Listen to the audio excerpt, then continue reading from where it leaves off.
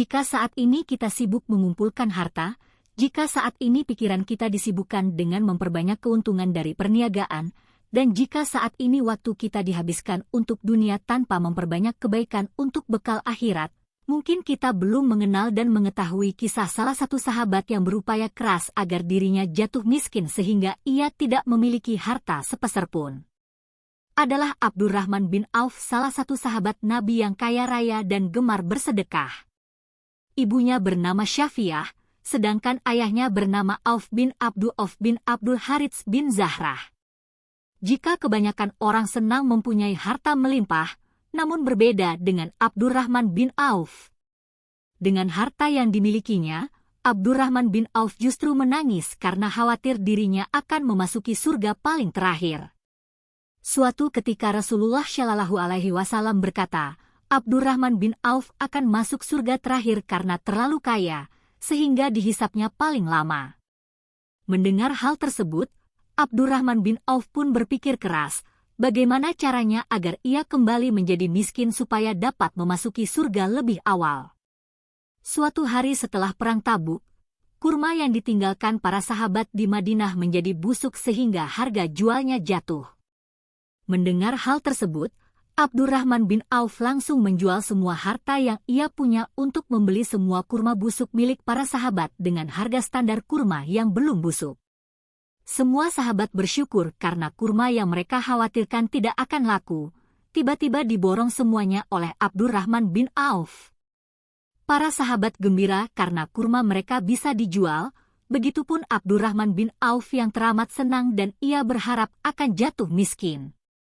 Namun, tiba-tiba ada seseorang yang datang dan mengaku berasal dari utusan Yaman. Dia memberitakan bahwa di negerinya sedang terkena wabah penyakit menular, sehingga Raja Yaman mengutus dirinya untuk mencari kurma busuk. Menurutnya, kurma busuk adalah salah satu obat yang bisa menyembuhkan dari penyakit menular itu. Akhirnya utusan Raja Yaman tersebut memborong semua kurma milik Abdurrahman bin Auf dengan harga 10 kali lipat dari harga kurma biasa. Masya Allah, Allahu Akbar. Di saat Abdurrahman bin Auf merelakan semua hartanya agar ia jatuh miskin, di saat itu pula Allah memberikan keberlimpahan harta berkali-kali lipat untuknya. Suatu hari Abdurrahman bin Auf diberi makanan, padahal ia sedang berpuasa. Ia pun mengatakan, Mus'ab bin Umair telah terbunuh, padahal dia lebih baik dariku. Akan tetapi ketika dia meninggal tidak ada kafan yang menutupinya selain burdah. Apabila kain itu ditutupkan di kepala, kakinya menjadi terlihat dan apabila kakinya ditutup dengan kain itu, kepalanya menjadi terlihat. Demikian pula dengan Hamzah, dia juga terbunuh, padahal dia lebih baik dariku. Ketika meninggal, tidak ada kafan yang menutupinya selain burdah. Aku khawatir balasan kebaikan-kebaikanku diberikan di dunia ini, kemudian dia menangis lalu meninggalkan makanan tersebut. Di sisi lain, Naufal bin Al-Hudzali berkata, Abdurrahman bin Auf teman bergaul kami. Beliau adalah sebaik-baik teman. Suatu hari dia pulang ke rumahnya dan mandi. Setelah itu dia keluar, ia datang kepada kami dengan membawa wadah makanan berisi roti dan daging, dan kemudian dia menangis. Kami bertanya, wahai Abu Muhammad, panggilan Abdurrahman bin Auf, apa yang menyebabkan kamu menangis?